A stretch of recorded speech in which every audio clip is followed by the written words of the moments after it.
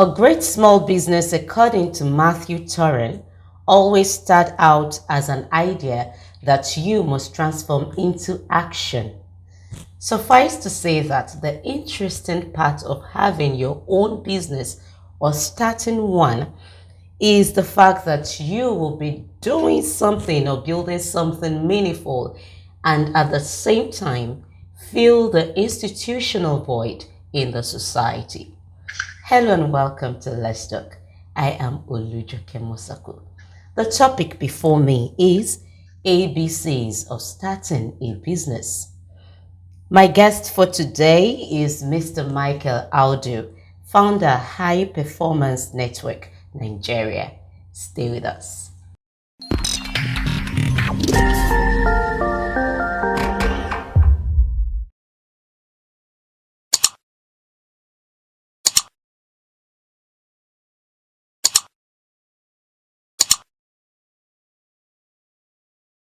Hello and welcome. Thank you so much for agreeing to be part of the show today. It's indeed wonderful to have you here, and I'm honored actually. You're welcome. Thank you All so, right. so much. Okay, so business is actually the in thing. It's something everybody is singing about, and it has always been said that if you really want to be successful in life, you need to do something with your hands, something for yourself, because you probably might not get rich working for someone. So, what is business all about, and why is it necessary and important? Well, business is at the crux of all things in the economy. Yeah, if we would go by the very basics, think of it this way: whoever you're working for is also probably most likely running a business. Even the government services, they are running a type of business. It's just that taxpayers are the ones paying for the services or yeah, publicly available services. So it doesn't matter who you're working for or whatever you're how you're earning your money, it's most likely a form of business already. So, what is business in itself? Business is transaction, basically, transaction, getting someone's problem or need solved, getting someone's problem solved or needs met, and in return, getting rewarded for it. That's what all businesses do at the most basic level, where there are different ways and models with which they get their money back or they deliver the service. But at the most basic level, it's a transaction of need, solution to problems, needs, and it's been met, basically. So why do we have businesses? Because one person, it was found that one person cannot solve all of their needs and have time to do what they like. I mean, if we all had to go and make our clothes, if we all had to go and make our shoes, if we all had to do every single thing for ourselves, we will not have enough time to do other things or even become masters at anything. So business came in as a way of creating a basis or a platform for exchange, a platform for exchange of our competencies, what we know. What we know gives us some. It gives us the ability to get really good at what we know. Then we trade it, giving another person the opportunity to make money from what they know better. And that's just basically it. It's more or less a system with which we all interrelate and help ourselves to achieve all our goals, get our needs met. Okay, so I know that starting a business comes from having an idea, which of course was part of my introduction. I actually read it somewhere, and Matthew Toren said that now, as soon as the idea comes, does it stop there? It cannot stop there because an idea is just the seed. It's like a plant. If a business is the plant, having working systems, having a system for providing for itself, growing, and all of that, the seed is just the idea. The idea is just the seed, right? The idea is just the seed. It doesn't stop there. That seed has to be sown.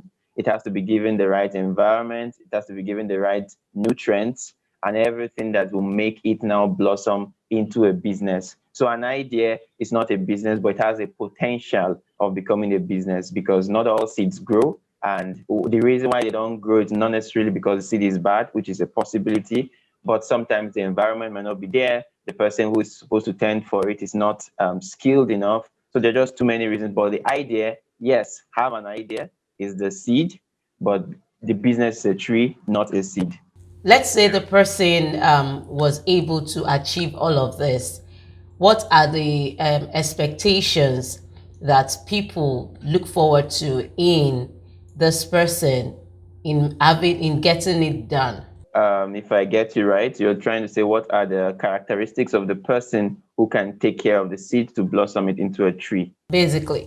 Coming to that, well, I would say there are mindsets needed by the person, and there are methods or technical skills or technical capabilities. So, meaning there's a mindset, the frame, the person's approach to life. That's one end, and on the other end is very practical, technical abilities, generally speaking. Okay, so when it comes to the mindset part, first and foremost, one thing that will make anybody a successful business person or one who can take an idea to becoming a business is resourcefulness.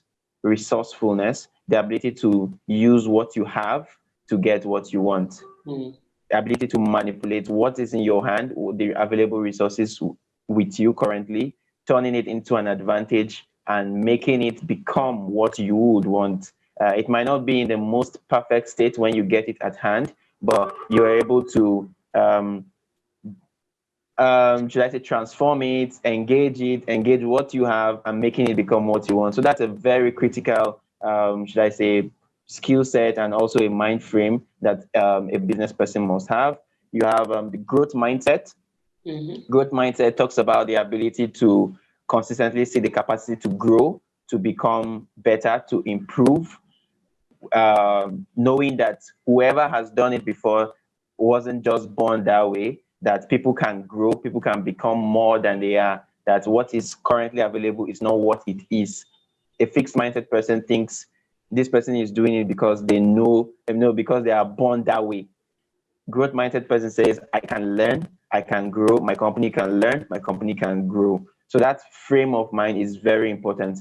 Technical capacity, you are talking about selling skills, ability to persuade with words, with performance, persuade people into your company's offers. Anything you're doing, you have to be able to persuade. It's a very core skill that's needed.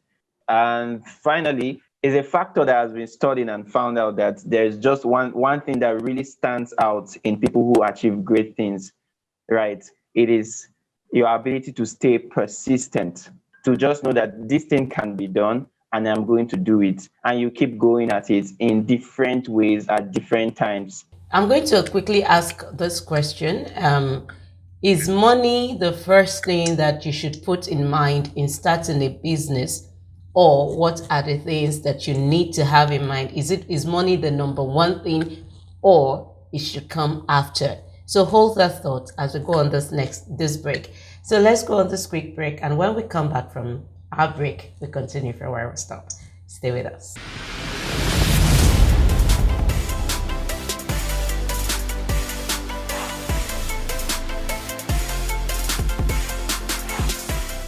Thank you, Mr. Michael. It's been wonderful having you. Before we went on that short break, the question was, is money the first thing to be put in mind while starting a business? So let's hear you. When it comes to this, there is no straightforward answer because there are different ways of starting a business. I've come to notice that if I tell just my own view of it, it might go against some other person's absolute experience. What I'm trying to say now is this: there are those who bootstrap to start a business, meaning they raise money from themselves and the business can start on a very tiny model. And there are those who have to get funded by VC firms and angel investors because of the nature of industry they're trying to play in. So is money the first thing that should come to mind? I would say it depends.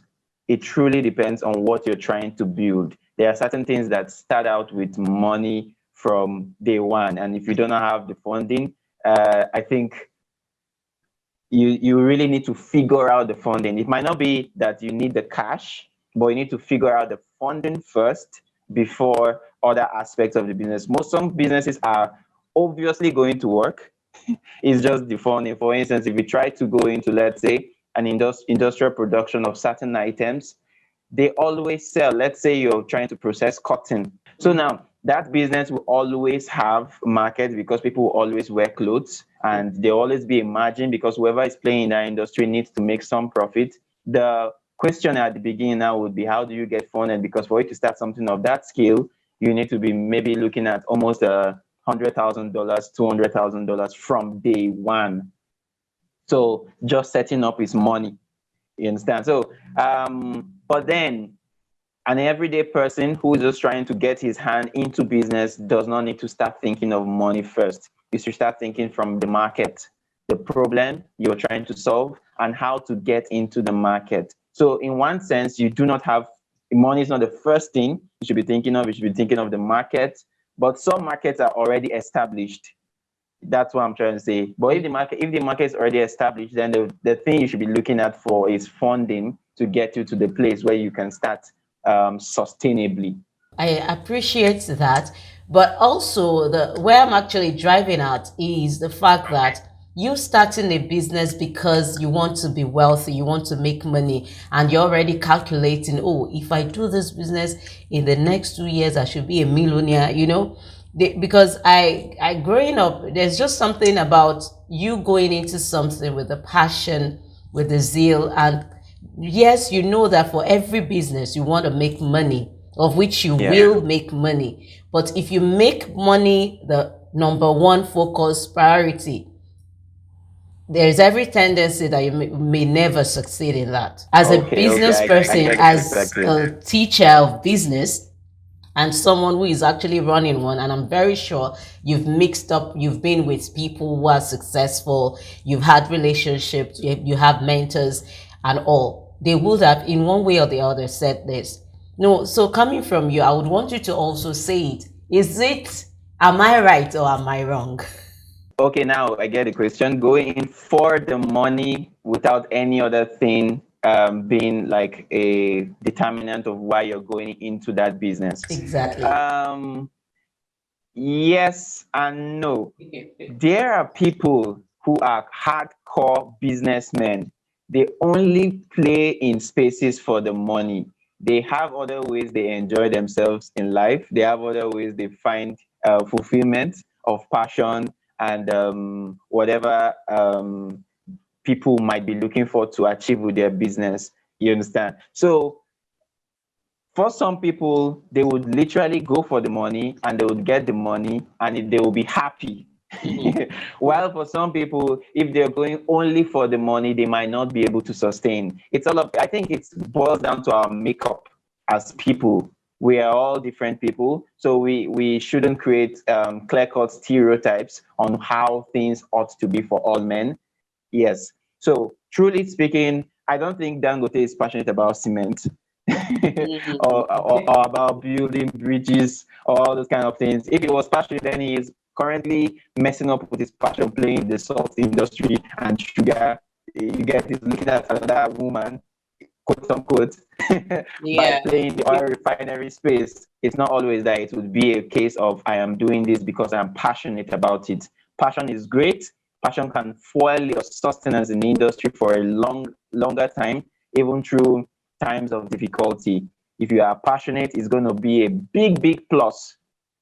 But sometimes if you're making enough money, you can actually go and get passionate about something else and be transferring the passion back to what is making you the money. So I really wouldn't create that dissection and say go for passion, go for only businesses you're passionate about. If the business or the venture also gives clear-cut profits, and for any reason you have an advantage in playing in that space, sometimes you really have an advantage. You might know somebody who needs 10,000 pieces of towels every month. If the person gives you the idea to start supplying towel, it doesn't matter whether you're passionate about business or not. This guy means he'll be giving you an opportunity to be making maybe $5,000 or $3,000 every other month or quarter. You just plug in. At that point, it's no longer passion and all of that. It's just an opportunity that presented itself for you. Now, in the long run, you can set up systems. This is where people miss it.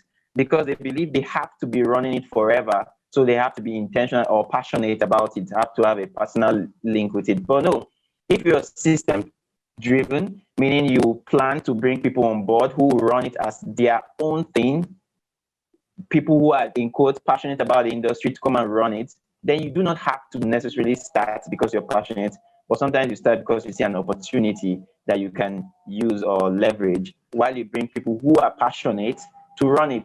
Okay, thank you so much for that, because I was coming to that in this now that when you founded it, you're on it, you need people to go through the journey with you. So how do you get passionate, committed, team player kind of people? If you ask me, this is like one of the most difficult things that nobody usually thinks of until they've taken off from the ground. Yes, you start running and you believe this is going to work, and then the work comes in. You need hands. You need great hands. And for a, for a region like Nigeria, I think this is where we have a lot of issues, a whole lot of issues. I currently work, kind of consult with a company in Kano, and I see how that they cannot even find technical hands from Nigeria. They bring in experts to run certain parts of the company simply because we do not have the technical competence. So finding people who are passionate, competent can be quite a challenge. And so I think the advice for entrepreneurs or whoever is starting business is that from day one, keep your eye open, looking for these kinds of people.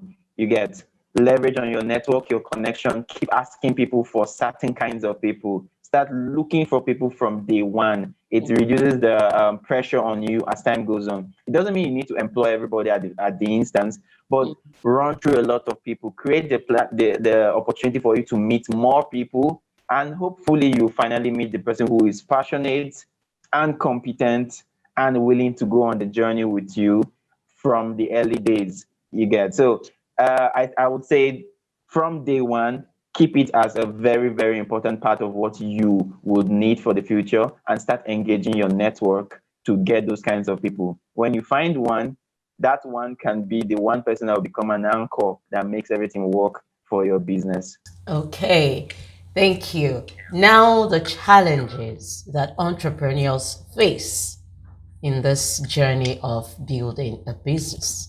What are the challenges? It's typical. Every day there are so many. There are so many. I think it's, in fact, the entrepreneurial journey is like a journey against the tide. Uphill journey. Every day there's a new kind of problem. It doesn't even change. So whatever I'm listing or even saying might not even count for you. And you just meet a very new one. I mean, from theft, from people trying to cheat you in business, your colleagues, your workers. I mean, to government policies changing. What was the rule? Open yesterday, today they ban it, and you're like out of business. To finding talent, finding people to grow with, to build with, it can be a challenge on its own. Poverty level where you're selling, poverty level can be a big deal. The more people get broker, the more they may not want to spend on your product and service. That's like almost like a natural disaster happening to your business. I mean, so the challenges are just so many, but I think it's because of the challenges that's why we have businesses. The businesses are there to face these challenges, find a way to navigate, and still provide their services. That's why everyone can't necessarily, in quotes, succeed in business, because the challenges keep showing up every other day. But there are a ton of them. Funding and financing, getting enough cash to keep you running, even in low times, because business can go in cycles. Today you're up, tomorrow you're down, depending on what the market is doing. So funding, just a whole lot of things. But the entrepreneur, that's why I said resourcefulness is a key asset any entrepreneur will have, because at every moment you have to now be able to say, this that I have, what can I do with it? So, how do you overcome that? Basically, you said it cannot go, but for an individual, how can one overcome such challenges? Okay, it's to be on a growth path, 247 growth path. you just have to know that whatever comes my way, I can make it work for good. You get, you just have to have the realization that it is inevitable. So you have to be prepared ahead of time. Anticipate, anticipate. Anticipation is a very, very good tool. You have to anticipate that somebody is trying to steal from you. Just anticipate it. If it so happens, then what will happen? You have to anticipate government policy can change. If it happens, so what? You have to anticipate we might run out of cash. If we start running out of cash, what would we do? You have to anticipate. So once you see the signs, you have to be anticipating what is coming, getting prepared for it, and stay on the growth path. The awareness that you can grow and you can win above, you can rise above challenges, you can win the battles that are coming to you every other day. So it is that frame of mind. There is no classic answer to it, but if you have that frame of mind, the good thing is that there's always a way out. Okay, so how can we make the business work? From everything you said, let's say the person has a plan, as the plan is running, sustainability, continuity. How can we make that happen? Sustainability, continuity boils down to vision. Vision. When you were starting the business, what did you have in mind? What picture came to your heart? What did you see as you're even running the business? Where do you see you can go to? When you think of that, your vision creates your plan. A vision is something far, far off in the future. Then you try to create a pathway that gets you there. Now you have a plan in front of you, and okay, this is what I want to achieve. This is what I want to achieve. You get it. So it's coming from the very farthest position, your vision, it comes back to your plan, and then execution, following through with your plan. And now when I say following through with your plan, as I've said over and over, it's dynamic. Many things will not stay the same. Many things will keep changing, and you have to be willing to be flexible to those changes and keep going and going, driving and driving the business. How do you achieve sustainability and all of that? Systems. You have to have the systems mindset. The systems mindset meaning, how can this thing run without me, or with minimal involvement from my part, or with minimal involvement from one key person's part? How can we make it more or less like an engine that we can plug people with particular levels of competency and they can make it continue working? It's a key thing. Now, it's very difficult to achieve. It's easy to say, but it's difficult to achieve in real time. Yeah, quite difficult, or else most businesses would just stay and keep working. You get, and especially when we talk about human resource and the human part, the human factor, people change. A machine will keep producing the same results. A man can change from being a nice man to a very violent man because his wife left him, and boom, he has changed forever. You have to now start looking out. So, human resource planning, the people, your processes, you have to have a system that runs this end. It's a journey. Every entrepreneur just, you need to really understand the concept of systems, business systems, accounting, marketing, people, production, all the systems that run in your business. You have to start putting them in place if you really look forward to continuity and sustainability, so that it doesn't have to be you. And even if it's you, there are parts you don't do that are outsourced. How do you make all of these things work together? You have to plan it like an engine, so that even if you're not the one, it will still keep working. Okay, so do you have any final word for people who are dreaming or who have something in mind that they feel the whole world needs to hear about or see? Okay, I would say take your time, don't rush in. When you feel it is the right time to kick off, go in. Start start off, just start off wherever you are, and then you keep your heart open to being resourceful, to being dynamic and fluid. What you know will not take you to where you want to be, that's for sure. If it would, you would be where you want to be already. So what you currently know cannot take you to where you want to be. You have to be open to learning. You have to be open to getting ideas, open to solving new kinds of problems, new kinds of things that you've never done before. and they will be coming to you every other day. You have to have that willingness to dare very new things. Most times you would think what you need to do is what you know. Let's say you're trying to let's say you want to go into photography. You think you just be snapping, taking photographs, and that would be most of it. You soon find out that 80% of what you'll be doing will not have anything to do with photography. You'll probably be trying to market, trying to get new deals, open network. So be open. Don't have that fixed concept of this is what it will be doing this business and ta. No, be open. It's been wonderful having you on the show. I'm really excited. Thank you I've so learned much. a lot from you, and I'm also going to put all that you said in place, put it in mind, and work with it or run with it. Once again, thank you.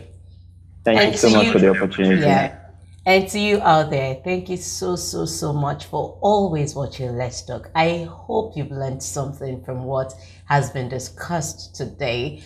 And do me a favor, try to subscribe to our YouTube channel and follow us on all of the social media platforms. Until next time, I remain Olujoke Mosako. Bye for now.